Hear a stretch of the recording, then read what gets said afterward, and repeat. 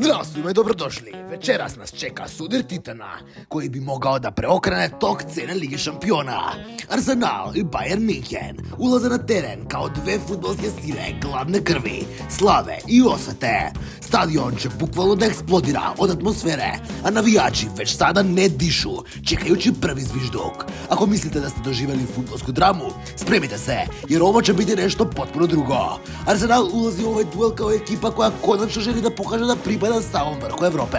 Brzina, pressing, preciznost, sve će biti na maksimumu. Artetina ekipa deluje kao mašina koja je tek počela da se zagreva, a večeras bi mogla da pregazi bilo koga.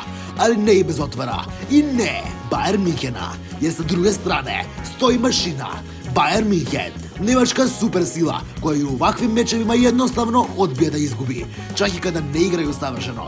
Njihov instinkt šampiona je zastrašujući. Kompany, najbolji trener sveta.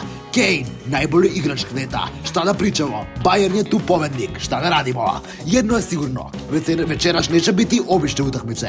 To će biti jedna ogromna pobeda Bayern Münchena. Da li će biti 3-0, 5-0 ili 10-0, to ne znam. Saznaćemo večeras.